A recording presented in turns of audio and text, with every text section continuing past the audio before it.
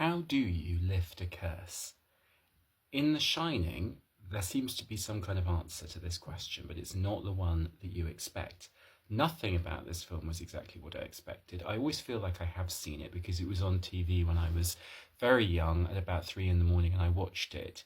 But my memories of the 3 a.m. teenage watch have nothing to do with the final product I just saw on the big screen tonight. I'm so glad it's been re-released because hopefully it will bring the beauty of the film to a whole new generation. But one of the things that's so beautiful about it, besides the typical Kubrick visuals, which are also perfectly framed, is its treatment of family trauma and the legacy of violence. I felt watching this that I was looking at something that bordered on being a metaphor for family betrayal and the legacies of domestic cruelty and violence, particularly by men. The story obviously famously involves the caretaker of the Overlook Hotel, played by Jack Nicholson, who goes there for 5 months in isolation with his family, hoping to write a book, and gradually becomes infected by the ghostly atmosphere and advised, in fact, by evil-seeming ghosts, and goes on to repeat what the previous caretaker has supposedly done, which is develop a homicidal desire towards his wife and child.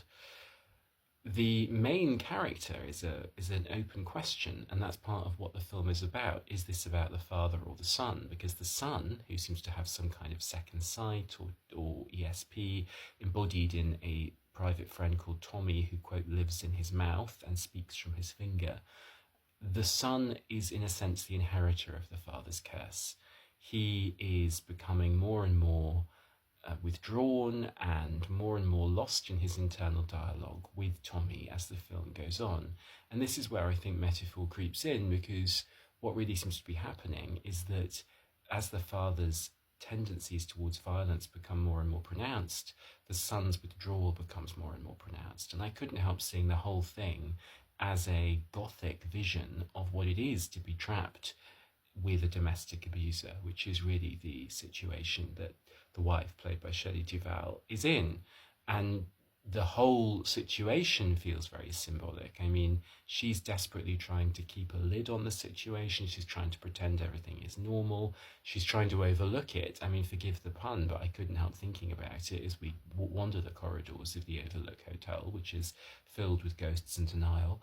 And meanwhile, he is getting further and further into a kind of psychotic state in which he is constantly prompted by visions of men from the past telling him to commit this violent act. As we get towards the last part of the film, and this is where I'm going to give you a spoiler, so if you don't want to know, flick on right now. But the last part of the film is set in the hedge maze outside the Overlook Hotel. And we have already seen it, going back to that word overlook, from above. There's a scale model of it inside the hotel, and we look down on it in one of the best shots in the movie from above, and then we see the wife and child walking it. At the end, the child goes into the hedge to lose his homicidal father, to sort of take him deep into the maze, abandon him there, and then escape. Again, I felt very much that I was looking at a kind of visual metaphor here for the maze of family drama and trauma. And the little boy at one point stops.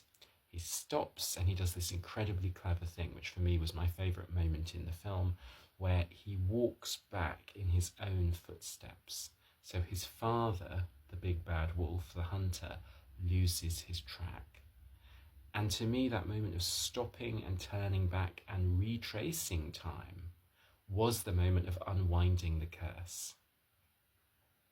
There's a room inside the hotel that's called the unwinding room, the golden room for unwinding. And I was thinking, yes, this is a film about unwinding, about whether or not you can find your way back from something that's sucking you in.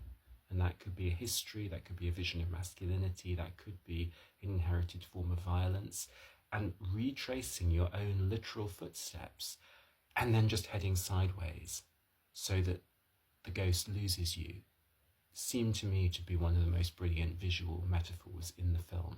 Of course, it's not just that, it's a horror story filled with ghosts based on a Stephen King novel, which itself, I believe, goes much more deeply into the supernatural material.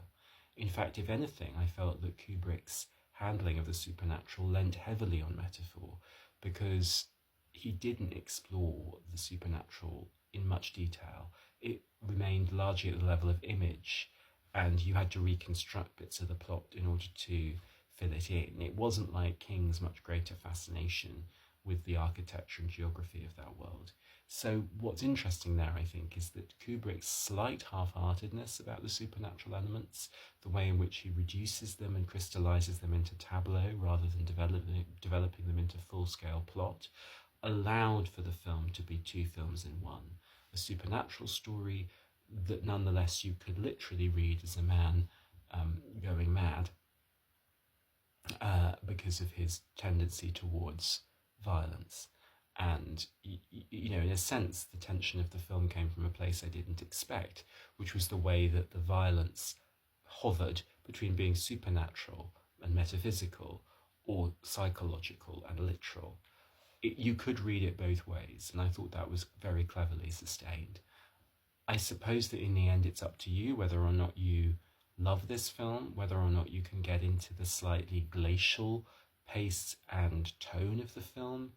I thought that it worked, but I also felt that it was a very clear example of Kubrick treating his characters rather like zoo animals whom you watch behind glass. For me, the most compelling aspect of this film was its treatment of inheritance, of the inevitability of following in someone else's footsteps, whether literally or metaphorically, and whether for your whole life or not.